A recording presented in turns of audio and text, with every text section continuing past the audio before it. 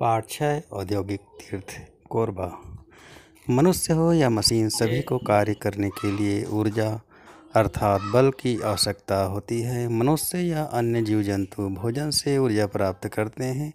मशीनों को चलाने के लिए ऊर्जा के कई स्रोतों का उपयोग किया जाता है। खनिज तेल, पेट्रोलियम का शोधन करके पेट्रोल डीजल बनाया जाता है, जिससे रेलगाड़ियाँ एवं मोटर गाड़ियाँ चलाई जाती हैं। खदानों से प्राप्त होने वाले पत्थर के कोयले से बड़े बड़े कल कारखाने चलाए जाते हैं। आजकल इस कोयले का सबसे अधिक उपयोग विद्युत अर्थात बिजली पैदा करने में किया जाता है, जहां कोयले को जलाकर इसकी ताप शक्ति से बिजली पैदा की जाती है। बिजली आज मनुष्य की अनिवार्य आवश्यकता बन गई है। हमारे रसोई घर की चटनी पीसने की मशीन से लेकर बड़ी बड़ी रेलगाड़ियाँ और कारखाने तक आज बिजली की ऊर्जा से ही चल रहे हैं। 1 घंटे के लिए भी बिजली बंद हो जाने पर लोग परेशान हो उठते हैं। आज किसी भी देश, राज्य, शहर या गांव को विकसित एवं खुशहाल होने का आधार बिजली के मिलने पर ही निर्भर करता है। हमारा छत्तीसगढ़ वर्तमान में मिलने वाली बिजली के आधार पर एक खुशहाल राज्य है।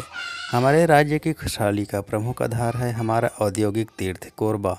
कोरबा को छत्तीसगढ़ की ऊर्जा नगरी भी कहते हैं। छत्तीसगढ़ के उत्तर पूर्व में वन एवं वनवासियों से भरा पूरा जिला है कोरबा। इस जिले का मुख्यालय है कोरबा नगर। कोरबा एक विशाल औद्योगिक नगर है। इस नगर में बिजली बनाने का बहुत बड़ा विद्युत गृह पावर हाउस है। यह पावर हाउस देश में सबसे बड़ा है। इसे भारत सरकार के राष्ट्रीय ताप विद्युत निगम द्वारा बनाया गया है। इसके अतिरिक्त छत्तीसगढ़ विद्युत मंडल का भी अपना पावर हाउस है। दोनों पावर हाउसों में बिजली पैदा करने के लिए कोयले का उपयोग किया जाता है। इनमें कोयले को जलाकर उसके ताप से पानी की भाप बनाई जाती है। भाप से मशीनें चलाकर बिजली बनाई जाती है, इसलिए इन्हें ताप विद्युत गृह कहते हैं। पावर हाउस में बिजली पैदा करने के लिए बहुत ज़्यादा खनिज कोयले की आवश्यकता होती है।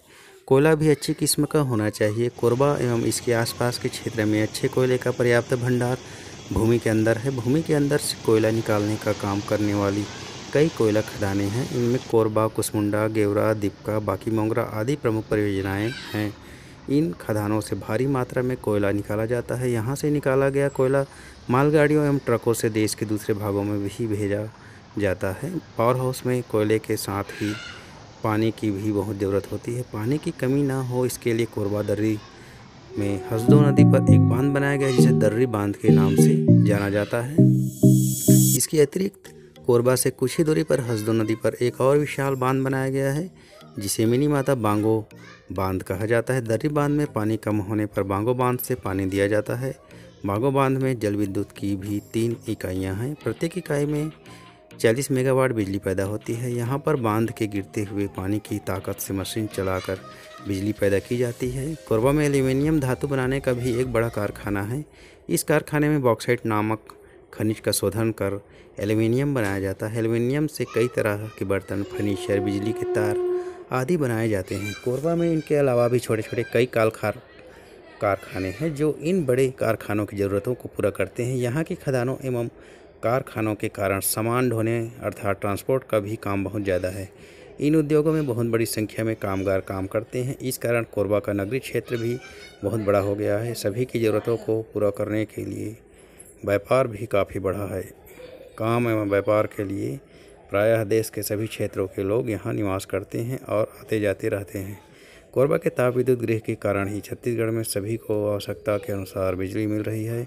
यही हमारे खुशहाली का कारण है। कोरबा के ताप विद्युत गृह से कई अन्य प्रदेशों को भी बिजली की पूर्ति की जाने की संभावना है। अपने इन्हीं विशेषताओं के कारण कोरबा आज एक औद्योगिक तीर्थ बन गया है। हमें आज बिजली पर्याप्त मिल रही है, किंतु इतना ध्यान रखें कि बिजली का दुरुपयोग ना हो। जब आवश्यक ना हो, बिजली के बल्ब, पंखे, अन्य साधनों को बंद कर रखें। दिन में कमरे की खिड़कियां खोलकर रखें ताकि कमरे में रोशनी रहे और बिजली की बचत की जा सके।